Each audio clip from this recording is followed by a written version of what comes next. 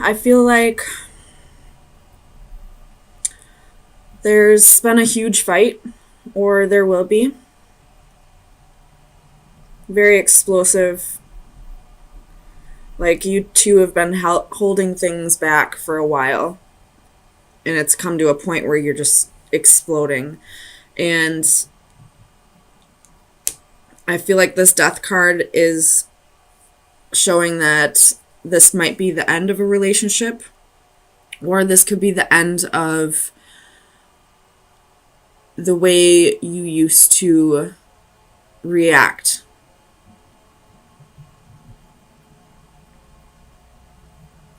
Like, you're taking a look back at the situation and realizing that this was maybe blown out of proportion, or that this fight or argument was bigger than what it really was, if that makes any sense. Like, if you're staying and working on the relationship, you realize that the way you reacted in the situation only made things worse. Or if this relationship is ending, you realize that this is just the straw that broke the camel's back, I guess. So I see this going one of two ways. It's all up for you to decide how it resonates. And it's up for you to decide whether this fight is the final straw, or if this is something that's going to get you to realize your part in the unhappiness in this relationship. Tell me about this Two of Swords for Sagittarius. Sun, Moon, Rising, and Venus. Two of Swords. Two of Swords. Clarify the Two of Swords.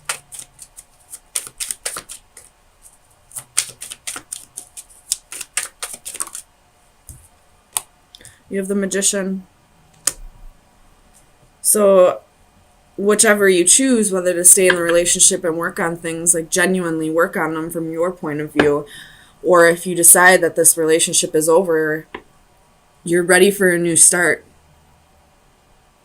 You're ready to manifest a new start. You're ready to manifest bigger and better, either with this person or without. Tell me about this Knight of Cups for Sagittarius. Sun, Moon, Rising, and Venus. You have the King of Swords reversed. So your partner, I feel like, is this Knight of Cups and King of Swords reversed.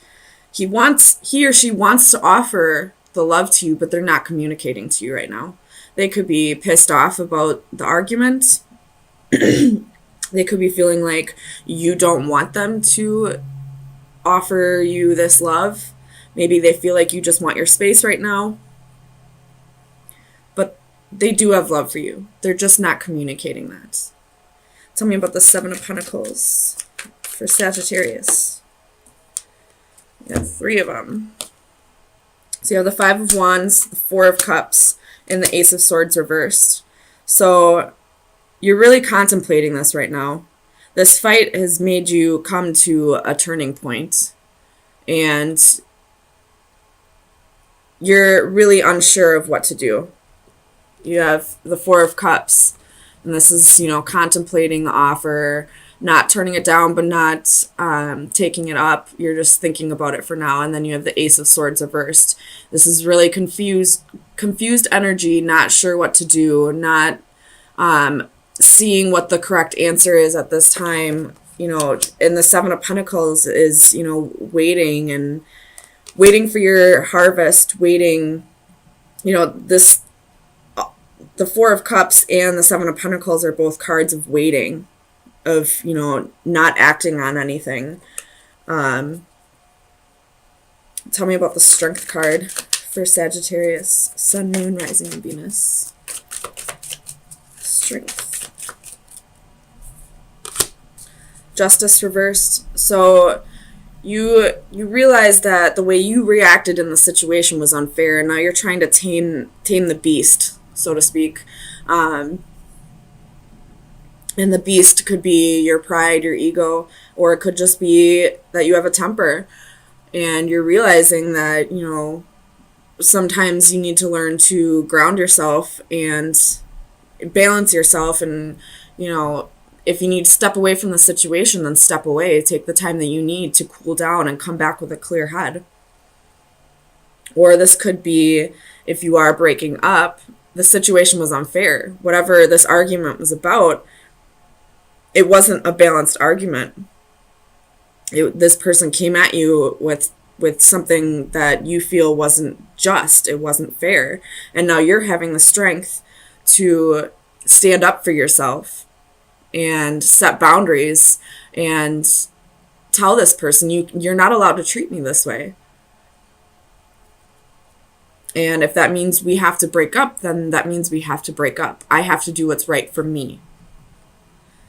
Tell me about this 9 of Cups for Sagittarius. Sun, Moon, Rising, and Venus. Page of Cups reversed, 2 of Cups reversed. So,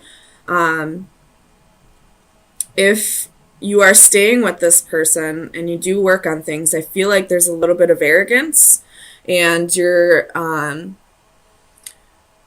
maybe a little pride that's keeping you emotionally separated. You're not able to come together and cooperate correctly.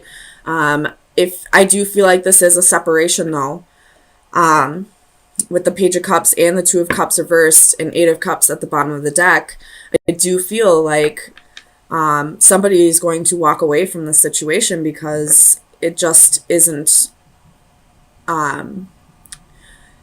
it isn't what's right for you at this time. Doesn't mean that this is a permanent separation. This could be just temporary. But whatever this argument is, it may have been over something very minuscule, something very small, but the way you both reacted in the situation said more than the fight itself. Maybe there was a lack of respect for each other on maybe both ends or just one person's end. And that's kind of showing their true colors. Because there are ways of, arguing. Arguing in relationships can be healthy. It's very healthy. But when it becomes this 5 of Wands, where it's explosive and, it could get physical, it could just get verbal where you're screaming at each other. But either way, it's not a healthy argument the way you're arguing. And there needs to be a transformation here, whether that be a break, time away from each other to really appreciate each other more, or a permanent breakup. Or if you are staying in this relationship, both of you need to take time for yourselves to really center yourself and think about how you're going to go into this relationship in a more healthy way.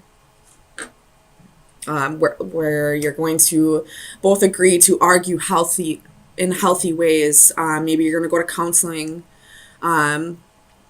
both, individual and couple counseling. I feel like would be beneficial if you do want to work on this. Especially like if you are going to couples counseling, make sure you do go to individual counseling as well. Generally in relationships, the one thing that,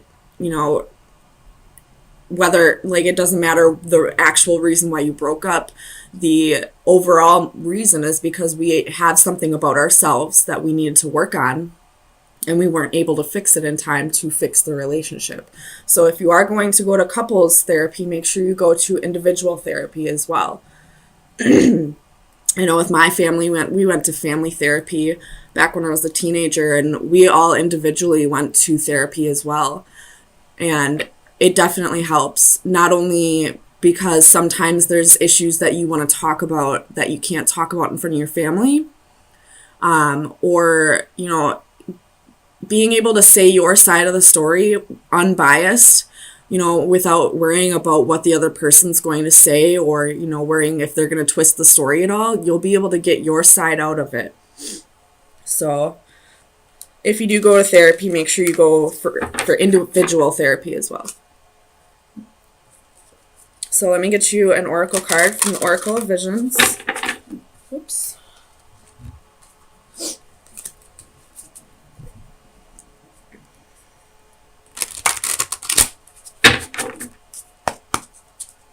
All right, Sagittarius, Sun, Moon, Rising, and Venus. Sagittarius, Sun, Moon, Rising, and Venus. Sagittarius, Sun, Moon, Rising, and Venus. Sagittarius.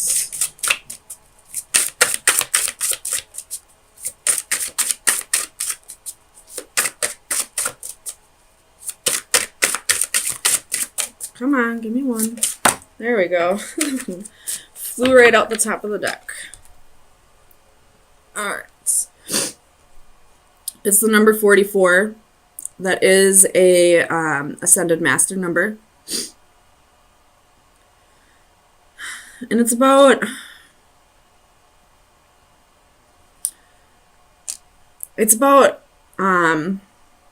assimilation.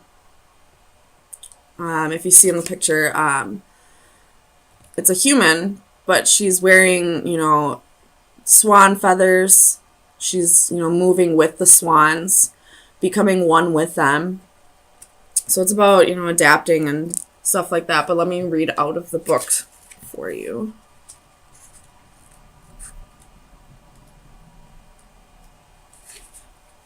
Unison, common goals, shared values, at one with others. So I feel like this is going to resonate very well with this reading. It is probably not love that makes the world go around, but rather those mutually supportive alliances through which partners recognize their dependence on each other for the achievement of shared and private goals.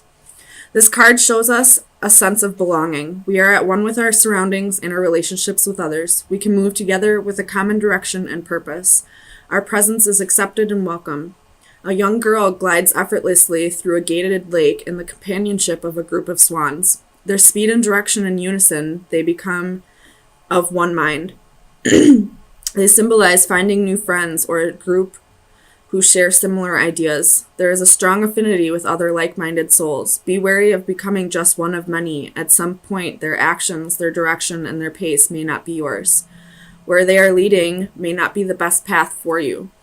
So if you are staying in this relationship, really think to yourself, is this person resonating at the same level as me? Do we vibrate at the same level? Can we get to a place of common ground? Whether we disagree or not, can we get to a place where we both want to work on this? If at any point you question that, then that's your truth. If you feel at any point like you just can't find common ground with your significant other, then maybe it's time for a break. And I don't mean jumping from one relationship to another. I don't mean finding somebody who does resonate with you. I mean taking a break for yourself and to really see if where you were resonating before is where you're supposed to be resonating. And, I always feel like once a relationship ends, or if a relationship is in separation, you always need to take that time to find yourself again. Because when you are, I don't know about everybody, but when I was in a relationship or in relationships, I found myself a little confused after, wondering who I am, wondering if I had been doing the right things that were staying true to myself. So I always had to take time after the relationship to find myself again. So if you are breaking up, make sure you don't jump from one relationship to another. Take that time to really find yourself again and see where you stand on things, so that when another partner, or if this old partner comes back in, you know exactly where you stand. You know exactly what your points of view are. You know exactly what will make you happy.